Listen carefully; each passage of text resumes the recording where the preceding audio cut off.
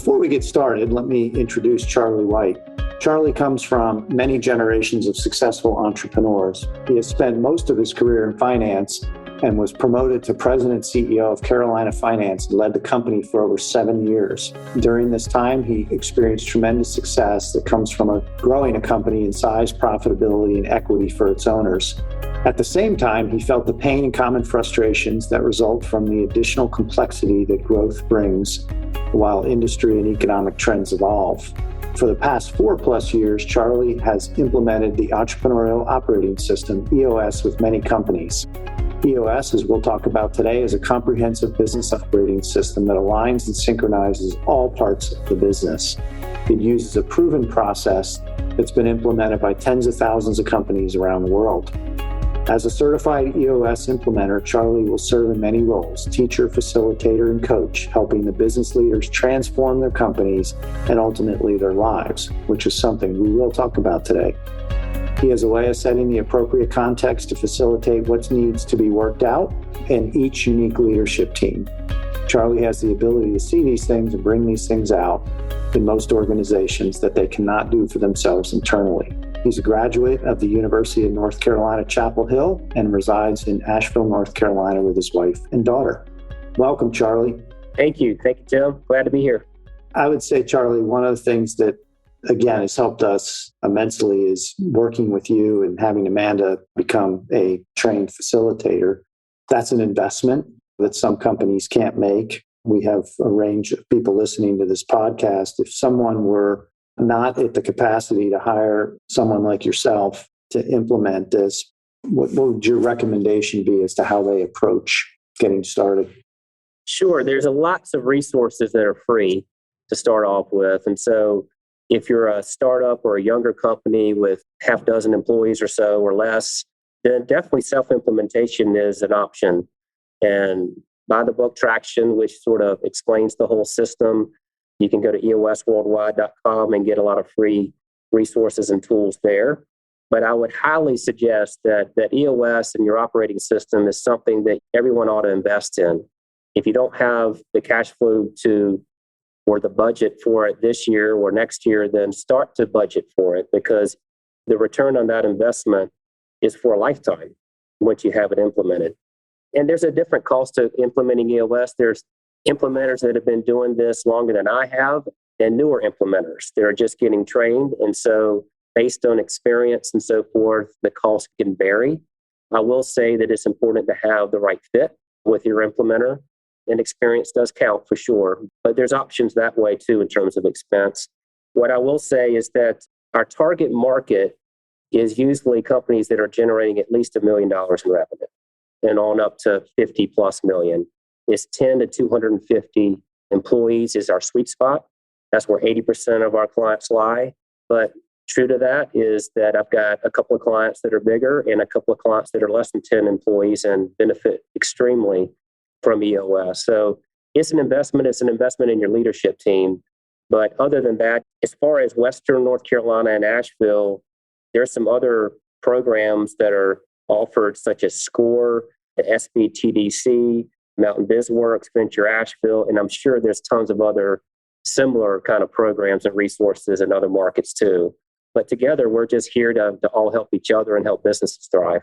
So I'm going to let Amanda talk about one of her favorite books to give out as a gift.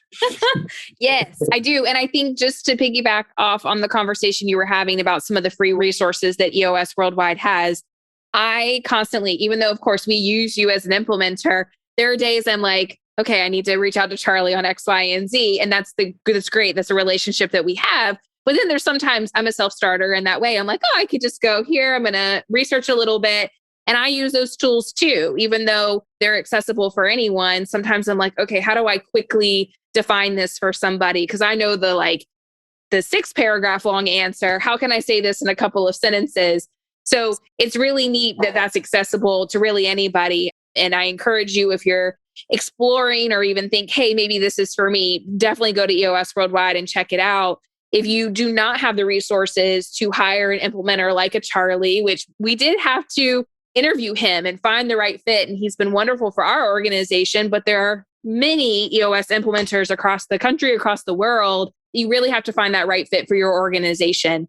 But there is Basecamp, which is an opportunity if you do not have the resources to hire an implementer and you do want to do self-implementation, there's a whole Basecamp curriculum that an individual, whether it's you or somebody else on your team, can go through to really get that competency in the 6 key components of EOS to really start that process.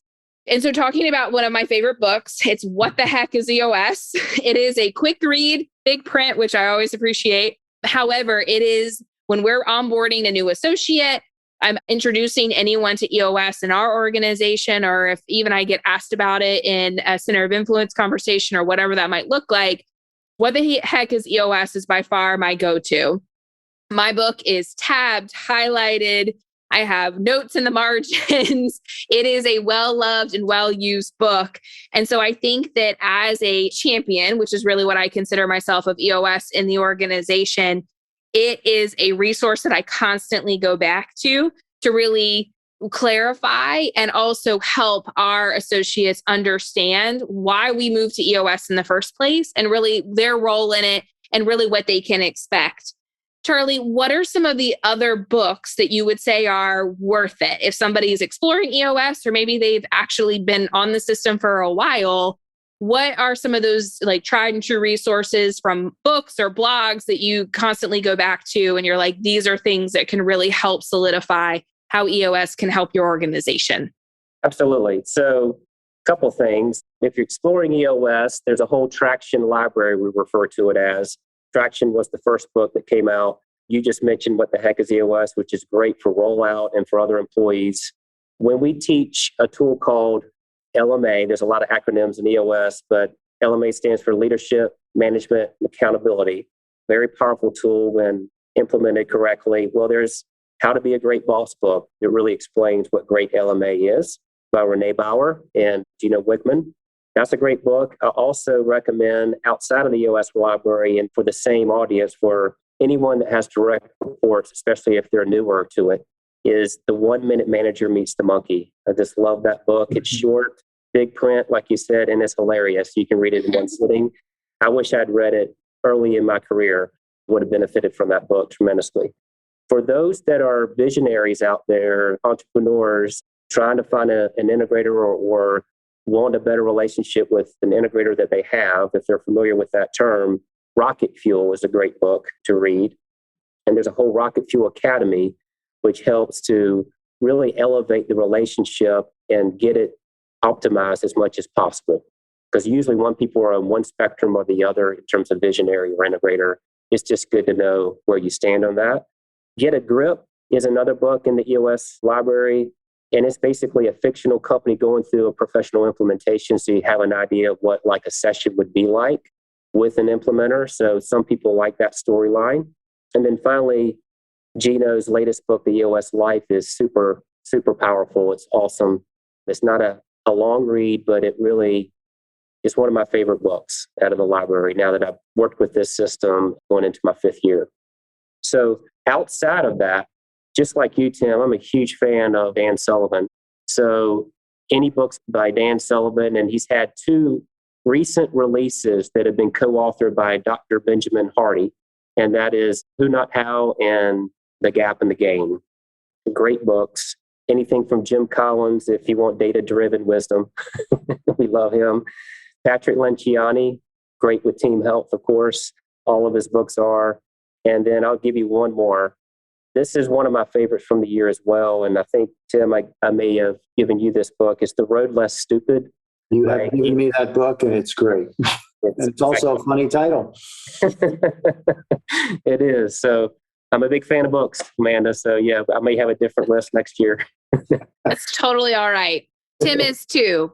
I always say there's always a book that ends up on my desk, and it's always a good one. If Tim's reading it, you need to be reading it too. So we constantly are asking him what's on his mind, even when we onboard, new advisors and new associates, and we actually talk about culture. We actually have a whole session as we onboard new individuals to our organization. And that is always a question that I bring up if somebody else doesn't already. Like, what is he listening to and what is he reading? Because if Tim's listening to it or reading it, it's definitely something you should consider. So I get it. That's great.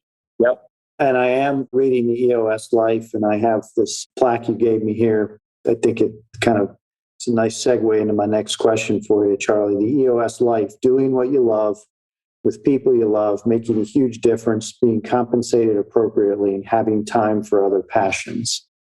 And the reason Amanda and I wanted to do this episode with you is I fundamentally believe, as she does, that our adoption and full-in commitment to EOS has really allowed us as an organization to not only be much more efficient and effective, but it's allowed us to build deeper relationships and really work on the culture of the business, the relationship side of the business, to both execute better, to tackle bigger issues, to quite frankly tackle issues that in the past we might not have had the courage to tackle. So it's been a really good journey. And I know you work with a number of businesses. So I am curious, as you work with business owners across multiple industries, what do you see and define as a healthy organization or company or culture? Well, I define it first by looking at the leadership team. It all stems from there. A healthy culture and company and workspace is going to have a healthy leadership team that's willing to be open, honest, vulnerable with each other. They have a high level of trust. They're willing to say what needs to be said, even if it's uncomfortable in the short term. And they have spirited discussions, debate about key issues. And then at the end of the day, they're willing to commit to something and then be accountable for whatever that decision is. That's the basis of a really healthy organization. It's also what I see as great leaders and managers throughout the organization. So those that do have direct reports, they really support them with great leadership and great management. And they just create a culture of accountability and they lead by example. Well said.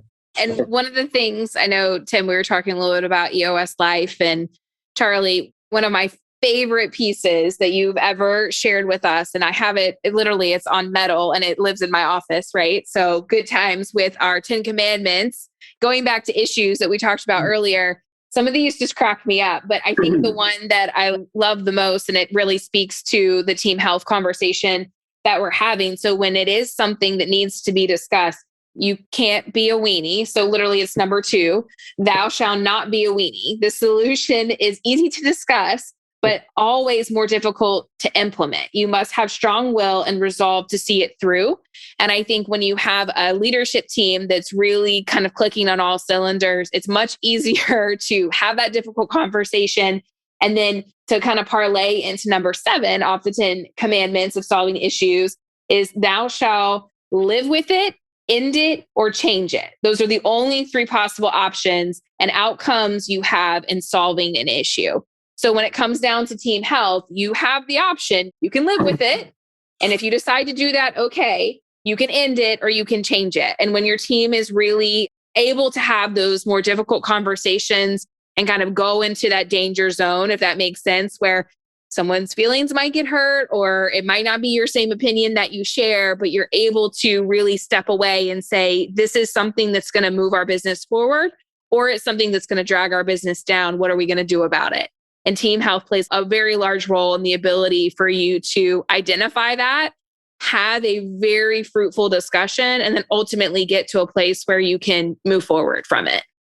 Absolutely. Yeah, those 10 commandments, they stem from an ebook that Gina Wickman put out even before Traction. And it's amazing. It's just not that big of a book, but you can access it, I believe, on the EOS Worldwide website or Google it. But that's where it came from. It's about just make a decision, because making no decision doesn't get you anywhere. And it's fine to make the wrong decision because it'll just become an issue. And then you can course correct from there.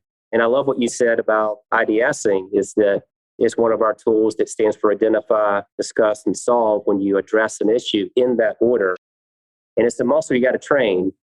But a lot of people and clients just, when we teach it, they think it's a tool that's going to help with execution, and it certainly will. But more importantly, it's a team health tool. It's all about team health. And you can't really identify the root cause without strong team health. Well, and I find that going through this process, now that, of course, our senior leadership team has been running on EOS for a longer period of time, as we shared in the beginning, we started this journey in 2019. And then, of course, we've been rolling EOS out to all of our different functions. So again, a terminology from EOS, but a function is simply a department, a team, if you kind of have your business structured that way. And all of the function leaders are now, of course, implementing certain tools that we have through EOS. It's not the whole kit and caboodle because we're not there yet, but everybody's at a different level. However, the IDS component, which you just discussed, is really interesting to sit in the meetings and see that muscle getting worked and used. And it's just like if you were to work out with a trainer, right? You have to do it in order to get good at it. It's not innate in you. It's not something you're born with to be like, I know how to identify, discuss, and solve. And it's okay if you don't know how to do it very efficiently in the beginning. And I think that's one of the biggest learnings that we had through our process of just instituting EOS. Like, as you said, you got to try something. You still have the opportunity to course correct. Doing something is way better than doing nothing. So if you're going to invest the time in EOS, whether that's with an implementer, you're going to self-implement, or you're literally just going to use some of the free resources and tools that are available to you to get your meetings a little more structured and to get your team on the same page, just make sure that it's okay and you level set expectations that you're going to have some fumbles and some meetings are not going to be a 10. And that's okay. Really identify why it wasn't and how you can make it better next time. And I think that's the evolution that you constantly go to. As we said in the beginning, there's an evolution to the business, but there's definitely an evolution to your learning curve as it relates to joining a system or implementing a system such as EOS. Absolutely. Well said. Thanks. Charley, as we bring this episode of Winning Through Culture to a close, any additional advice you would have to our listeners about building a healthy, vibrant, aligned culture? Yeah, my only advice is this: realize you can't do it alone. And so look into what's available out there. There's lots of directions you can go with, but just understand you're going to have to build it with your leadership team. You're going to have to get crystal clear on who you think that leadership team is, and then it will evolve on its own. As I say with every client that we work with, it's all a journey, and that journey is just going to evolve on its own. And that's what I love about doing this work. It's never dull. It's fun. And I can just see y'all progressing light years ahead from when I first started with you, which is just awesome to see. So, well, you mentioned Dan Sullivan and Benjamin Hardy's book, Who Not How, and that is definitely, I think, a good way to conclude this episode in the sense that it's not how you get stuff done, it's who you do it with. And if you have the right who's, the how will be a lot easier. Well, I appreciate Charley White being with us again on this episode of Winning Through Culture. Amanda, Kramer, my co-host, and I enjoyed this time with you. I think this episode will be very beneficial to those that are looking at 2022, hard to say that, 2022, and planning a journey for a successful 2022 and beyond. This might be a great way to give them a framework for how to organize themselves around that. So thank you. thank you. Thanks, Charley. Appreciate it. Absolutely. Until next time, we hope that this information helps you stay impactful and relevant. Thanks for joining us on Winning Through Culture.